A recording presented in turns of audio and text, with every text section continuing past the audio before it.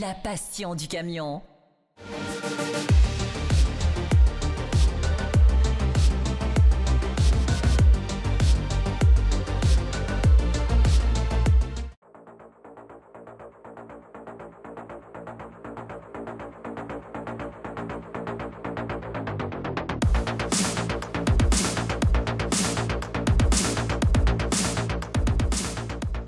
Bonjour à tous, et bien nous voici de retour sur les réseaux sociaux. Vous connaissez, vous suivez les liens, vous aimez, vous likez, vous vous abonnez. Un nouvel essai France Route sur notre parcours Rhône-Alpes, c'est-à-dire que l'on part de Mâcon, on file vers Bourg-en-Bresse, on remonte direction Genève, ensuite on vient raser le Mont-Blanc et on redescend sur Lyon pour terminer notre course via la 6 direction Mâcon. Une boucle de 420 km, histoire de voir ce que valent les nouveaux camions. Et aujourd'hui, en nouveauté, nous avons le 460 Super. Alors un Scania, on vous l'a déjà présenté lors d'un essai en Suède. Et bien là, on va voir ses performances, ses consommations, tous les chiffres, les datas. Vous allez retrouver tout ça. En attendant, on va aller faire un petit tour du côté de la mécanique. Et bien évidemment, vous aurez tous les détails dans le magazine.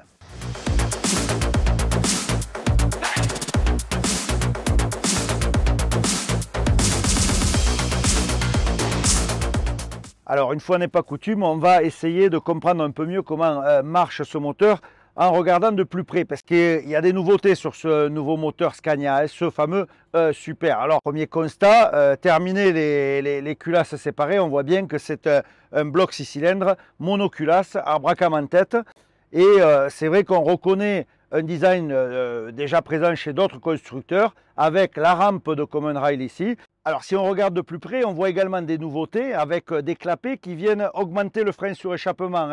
Ce fameux Compression Release Brake, c'est en anglais, mais en gros on vient fermer les gaz pour augmenter la capacité de freinage.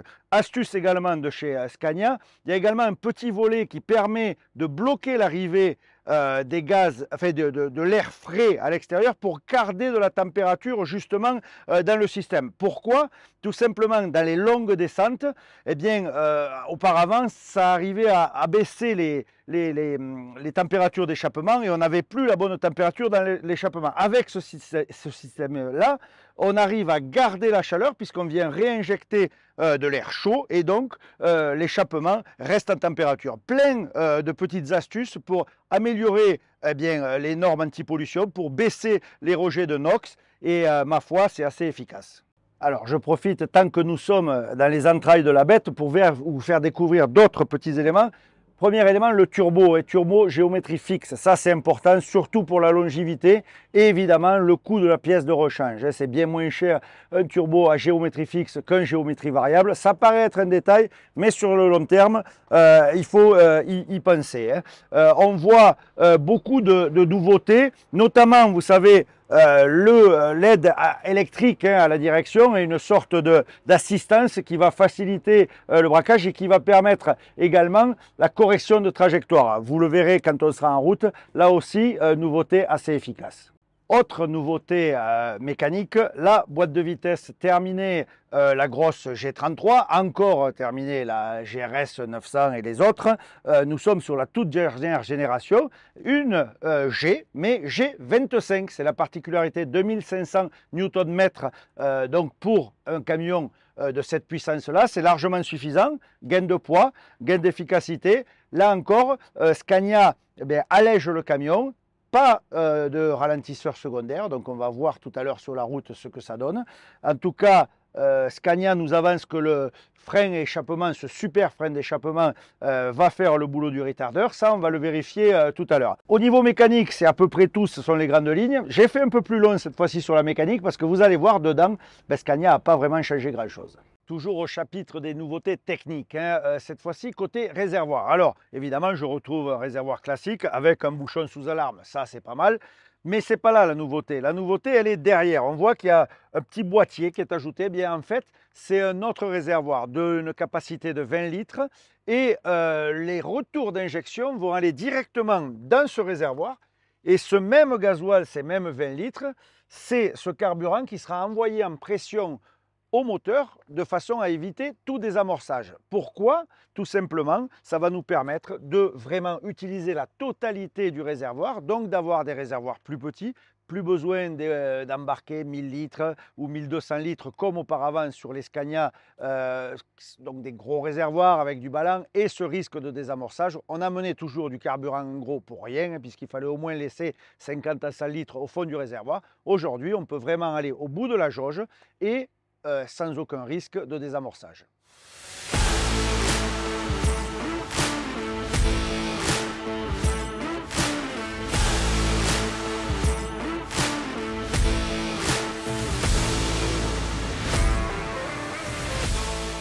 Nous voici maintenant à l'intérieur de la cabine. On va faire un tour du propriétaire. Ben là, on n'est pas vraiment dépaysé parce que c'est vraiment un Scania comme nous les connaissons. Je rappelle, l'édition Super, ben, ça ne change rien à l'intérieur. Alors un environnement plutôt grande flotte, hein. Ce n'est pas un camion de luxe. On nous reproche souvent de n'essayer que des camions de luxe. Et bien non, vous voyez, on essaie aujourd'hui un 460 chevaux et en version basique avec quand même quelques options comme les coffres au-dessus de la couchette, hein, ce qui permet d'avoir du rangement. Si le chauffeur part à la semaine, il n'aura vraiment pas de problème pour ranger toutes ses affaires. Alors, niveau couchette, une couchette somme toute classique, hein, elle est bon, de belles dimensions, mais ce n'est pas non plus la référence du marché, hein, soyons clairs. Aujourd'hui, il se fait beaucoup mieux. On a quand même un environnement généreux. Alors, c'est un peu austère quand même, hein. Je dois avouer que ça manque peut-être un petit peu aujourd'hui de glamour, hein, toujours pareil, hein, si on compare aux nouveaux produits arrivés sur le marché. Mais il n'y a rien à dire concernant la qualité des matériaux, le siège, hein, on voit une belle assise, alors pas de sellerie cuir, on est vraiment sur du tissu, mais on se sent bien dans cette cabine et on n'aura pas de mal à partir sur la route et à découcher.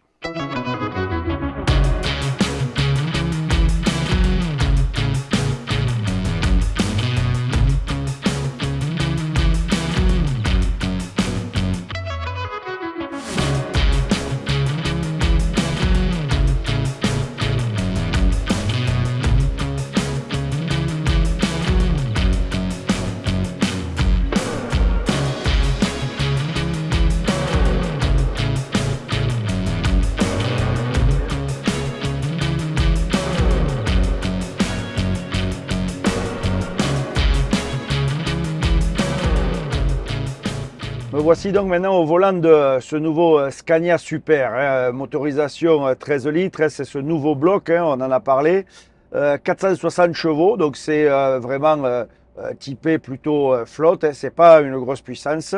Et particularité, la boîte de vitesse G25, hein, donc nouvelle transmission, un peu plus petite que la G33 que nous avions déjà essayé. Cette G25, eh bien, elle marche exactement de la même façon. En gros, ce qui diffère, c'est la capacité à recevoir le couple, hein, puisque là, ici, on est limité à 2500. Mais le fonctionnement avec ce 13e rapport en overdrive, il est strictement identique et je dirais, il a la même efficacité. Ici, nous sommes dans la première étape. La première étape, je vous le rappelle, on est dans la région de Bourg-en-Bresse. Hein, on part de Mâcon et on va filer vers Genève. Eh bien, il y a plein de petits faux plats. C'est vraiment le test ultime pour voir l'efficacité justement de l'éco-roll quand on se met le régime à zéro, si on remonte, si on a besoin de couple. Moi, je vois au fur et à mesure la consommation descendre sur cette partie. Ça semble très efficace. Je pense que pour l'instant, sur ce type de terrain, le camion est à l'aise. Nous allons voir un peu plus loin si dans les montagnes, il s'en sort aussi bien.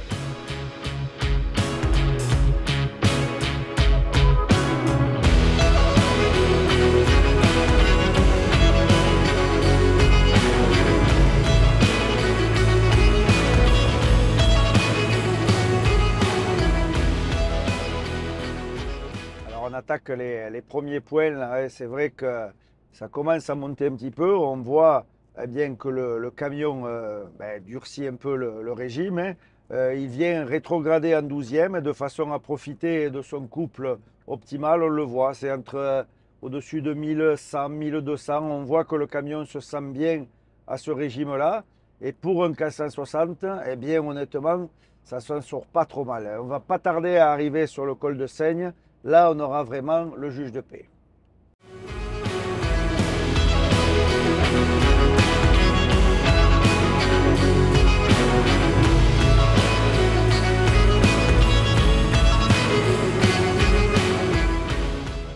de passer le point intermédiaire de mesure. On est à 9e, 1400, toujours sur le haut de la courbe de couple et 47 km/h. Alors ça paraît pas beaucoup, 47, mais pour un 460, c'est pas si mal. Vous le comparerez dans le magazine avec les chiffres de la concurrence et vous allez voir que ce Scania, eh bien, il a toujours du coffre. On n'a pas cette sensation de mollesse. On est quand même dans le dur. Il reste sur le haut de sa zone de force. On le voit, 1400. Il va peut-être pas tarder à monter le 10e rapport pour redescendre aux alentours de 1100. Mais on voit qu'il reste dans cette plage là où la courbe de couple est la plus plate, tout simplement, et la plus efficiente.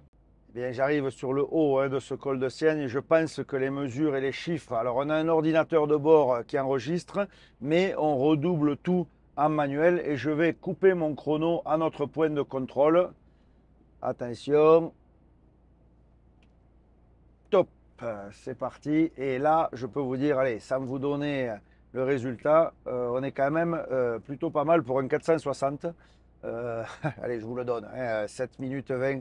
Je peux vous dire que pour ce genre de puissance dans ce col-là, il s'en sort vraiment bien. 85 km/h, on est déjà donc à notre allure de croisière, 1150 sur le 12e rapport. Franchement, pour un 460, c'est impressionnant. Qui dit col dit aussi descente juste derrière.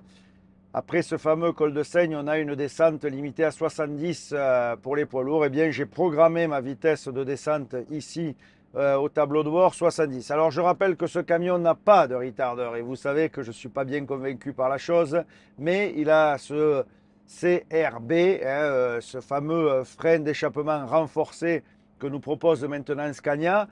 Alors évidemment, là, le bruit du moteur, ça force un peu. Je suis à 2000, au-dessus de 2000 tours minute. Il est venu se mettre en 9e, mais force de constater que je n'ai pas à appuyer sur la pédale de frein. Le camion descend à la vitesse programmée. Je lui avais mis 70, il est à 71, 72. Il arrive à maintenir le camion. C'est pas agréable, je vais être franc avec vous. Ça fait du bruit, on sent que ça force un peu. Rien ne vaut ce fameux retardeur, surtout chez Scania, mais il semble que la politique actuelle soit quand même à gratter la moindre goutte de gasoil et donc à, d'une part, alléger le véhicule, d'autre part, à éviter les frottements supplémentaires et parlons d'argent, à économiser le prix du retardeur, évidemment. Moi, je ne reste pas fan, je vais être franc, je préfère largement le ralentisseur secondaire. Ça retient, mais vous voyez là, il commence quand même à prendre la vitesse. 77, je suis obligé de venir solliciter le frein à pied pour conserver mes 70 km/h. Donc, on voit quand même la limite du système. Alors, ce camion, évidemment, il n'est pas forcément fait, ou en tout cas, son quotidien, ce ne sera pas forcément les Alpes.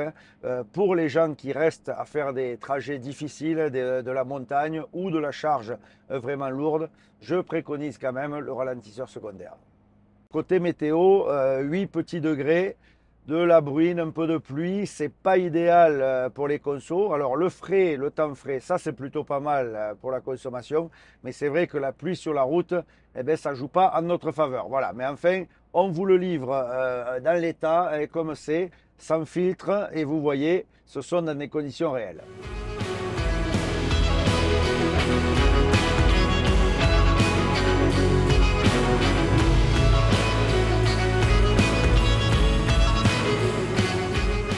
Deuxième point de passage important dans notre parcours Rhône-Alpes, le fameux col des Vires. Alors ce qui est marrant, même si on a une allure de croisière à 85, je le rappelle, c'est le principe même des essais, non pas pour gagner en consommation, mais pour éviter d'être bloqué par les véhicules plus lents, type matière dangereuse à 80, et les autres qui feraient le yo-yo, on roule à 85. Et bien juste avant le col des Vires, le camion de lui-même s'est mis à 90, histoire de reprendre un peu d'élan et d'attaquer la côte du mieux que possible. Là, on voit que l'on est dans le dur. Je vais arriver au point de passage intermédiaire où on va devoir enregistrer une donnée. Et là, on voit que bien, il vient chercher toujours comme tout à l'heure, 1400, 1300, c'est là où il se sent bien.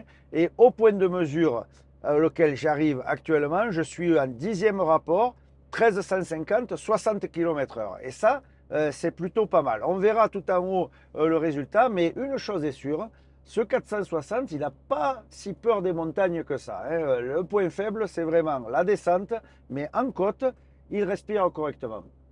Allez, top, j'ai coupé au col des Vires, toujours pareil, 1300, 1400, 11e rapport, 80 km/h, et sur le haut, il relâche même, il se permet de faire la bascule sans accélérer. Franchement, c'est quand même pas mal du tout. Résultat global, plutôt bien. Le chrono est bon aussi.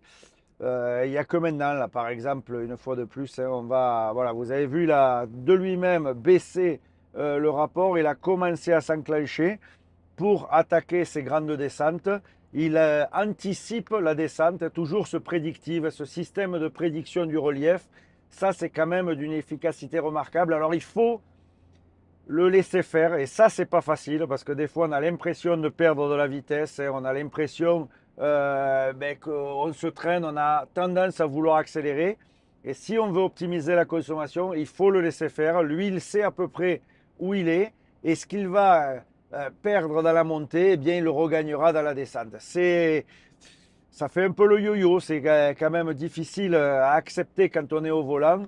Mais force de constater que l'ordinateur, eh bien, lui, il gère au mieux la consommation.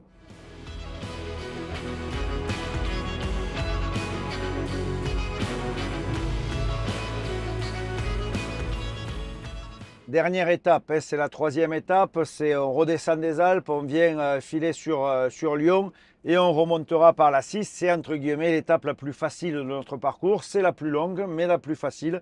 On est sur beaucoup de plats. Et alors là, nouveau phénomène que je n'avais pas encore constaté jusqu'à présent, parce que vous vous rappelez, sur la première étape, je vous ai dit qu'il y avait des faux plats, ça monte, ça descend, et là on est réellement sur le plat. Et bien là c'est surprenant. Allure de croisière à 85 km/h, au tempomat, hein, tout est programmé. Et bien là il fait 85, 86, 87 de lui-même, donc il prend 2 km/h. On est en overdrive, 900 tours minute, autant vous dire que le camion glisse tout seul.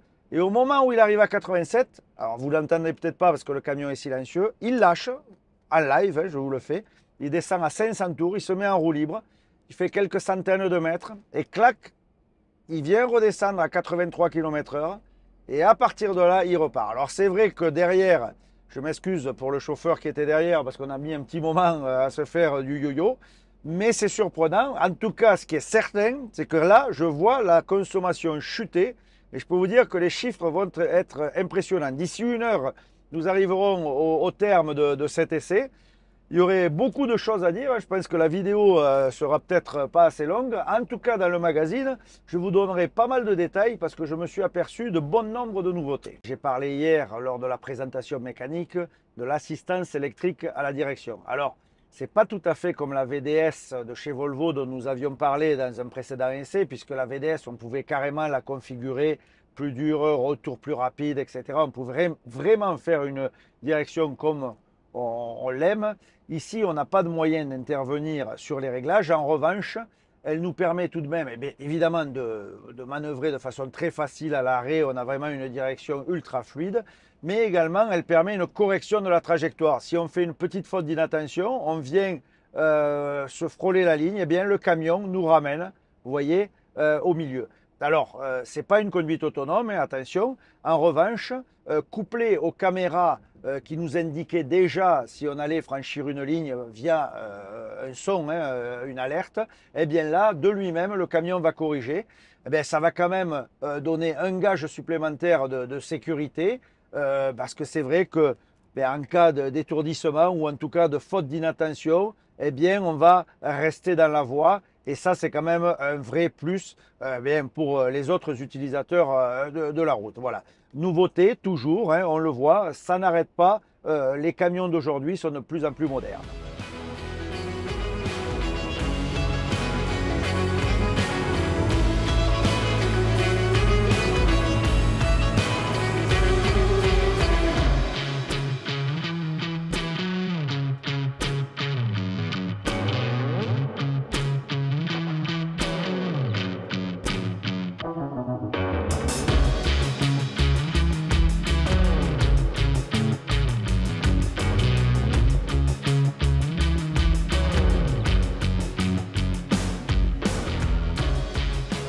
bien ça y est, nous voici au terme de notre essai. Alors si je me penche sur les résultats, eh bien je peux vous dire que c'est pas mal. C'est pas mal même du tout. J'ai le nouveau champion, hein. Je ne vais pas vous dévoiler les chiffres, mais en tout cas il a battu un certain Volvo FH13, hein, le dernier, vous vous rappelez, à être tenant du titre, avec des chiffres assez similaires, hein, si on prend la technique, hein, puisque pour ce 460 Scania, c'est 2500 Nm de couple, de 900 à 1300. Le Volvo était lui à 2600 Nm, un poil au-dessus grâce au turbo compound, rappelez-vous, hein, puisque on avait fait des bons chiffres. Mais au niveau du chrono, eh bien, le Scania, paradoxalement, est allé bien plus vite, hein. Je vous donnerai évidemment tous les détails. Niveau conso, c'est surprenant. Je ne sais pas où va s'arrêter cette baisse de la consommation chez tous les constructeurs, puisqu'on voit que essai après essai, ça descend. Les chiffres annoncés par les constructeurs, eh bien, ma foi, on les retrouve ici, hein, les moins quelque chose à chaque fois. Ici, ils annonçaient moins 8, eh bien, oui, on est bien à moins 8% par rapport aux précédents essais, il y a déjà quelques années avec le modèle 460. Agréable à conduire, pas de sensation de mollesse, on voit que le camion répond bien. Un gros point faible, hein, je l'ai déjà évoqué pendant tout l'essai, moi l'absence de ralentisseur, j'ai du mal à m'y faire. Alors c'est vrai que 40 tonnes, ce n'est pas la charge moyenne non plus, on peut imaginer que ce type de véhicule sans ralentisseur, avec une charge, allez, un PTAC à 30 tonnes sur des portions vallonnées, ça pourrait le faire. En revanche, pour notre parcours Rhône-Alpes, à 40 tonnes, je préconise grandement le ralentisseur. Tous les détails, les fiches techniques dans le magazine. N'hésitez pas à vous abonner à nos diverses chaînes, hein, sur les réseaux sociaux. On se retrouve quant à nous très vite pour un nouvel essai et en attendant, bonne route à tous.